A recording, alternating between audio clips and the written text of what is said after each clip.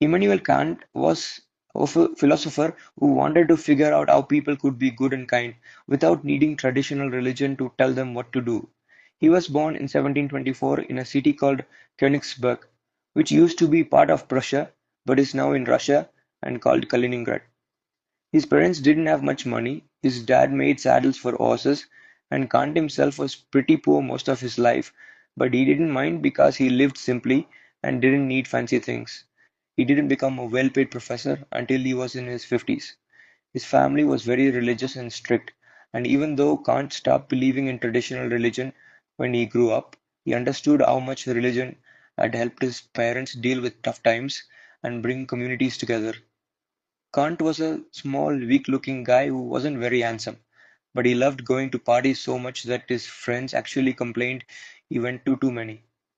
When he finally had enough money to throw dinner parties himself, he made rules about how conversations should go. First, people would share recent news, then they'd have serious discussions about important topics, and finally they'd end with jokes and laughter so everyone left happy. He died in 1804 when he was 80 years old, and he barely ever left the city where he was born. Kant lived during a time called the Enlightenment, when people were starting to question religion and think more scientifically. In 1784, he wrote an essay called What is Enlightenment, where he said the main thing about his time period was that people were becoming less religious.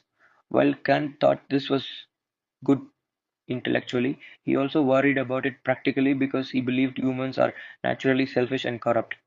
This worry led to his life's main goal. He wanted to replace religious rules with rules based on human reason and intelligence. He wrote a book he called Religion Within the Bounds of Reason Alone, where he argued that even though religions got their facts wrong, they were right about one important thing: we need rules to help people behave ethically.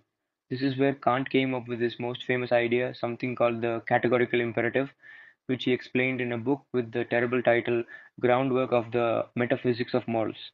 The categorical imperative is basically a test for whether something is morally right. You imagine what would happen if everyone did the same thing, and if you wouldn't want to be on the receiving end of it, then it's wrong.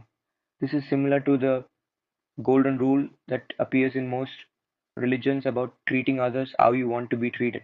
For example, you might think it's okay to steal a few pence from work because it's just a small thing, but if everyone did this, workplaces would need guards everywhere and society would fall apart. Or if you think it's okay to cheat on your partner and hide it, you'd have to be okay with your partner doing the same thing to you.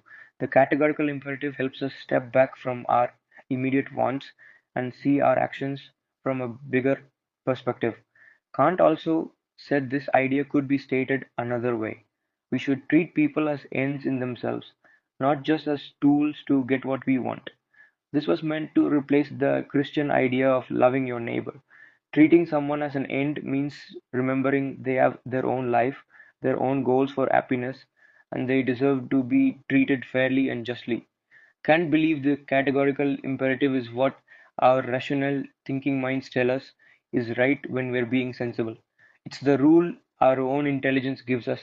He also applied these ideas to politics and government. Kant thought the main job of government should be to ensure freedom, but he believed most people had the wrong idea about what freedom means. Real freedom isn't just being able to do whatever you want, that's actually being a slave to your desires. True freedom comes when we act according to our best, most rational selves, rather than being controlled by our emotions or other people's manipulation. As Kant put it, we're only free when we follow the rules that our better selves would choose. So, a free society isn't one that lets people do anything they feel like doing, but one that helps everyone become more reasonable and rational. A good government represents the rational part of all of us. It makes rules based on what everyone would agree to if they were thinking clearly, so that everyone can truly be free. In 1793, Kant surprised people by publishing a major book about beauty and art called The Critique of Judgment. This might seem weird for someone who spent most of his time thinking about ethics and politics, but Kant thought his ideas about beauty were actually the foundation of his entire philosophy. Kant saw life as a constant battle between our better selves and our selfish desires, between doing what's right and just doing what feels good. Beauty, especially things like roses, vines, apple trees, and birds, helps us in this battle in a special way. When we appreciate something beautiful, we temporarily forget about our narrow, selfish concerns. But unlike following moral rules, experiencing beauty is pleasant and charming rather than stern and demanding. Beautiful things remind us of what we share with all other humans. A tired farm worker finds a flower just as beautiful as a prince does, and a child enjoys watching a bird fly just as much as a learned professor. For Kant, the purpose of art is to show us important ethical ideas in a vivid, memorable way. It's basically philosophy made visual and emotional. He believed we need to surround ourselves with art so we can see clear examples of good behavior and beautiful symbols that help keep the selfish parts of ourselves under control. Even though Kant's books were incredibly difficult to read, they were dense, abstract, and highly intellectual. He was working on something very important that still matters today. He wanted to understand how the better, more reasonable parts of human nature could be made stronger so they would reliably win out over our built-in weaknesses and selfishness. As Kant saw it, he was trying to create a secular, rational version of what religions had always tried to do, but had never done perfectly: help us be good people.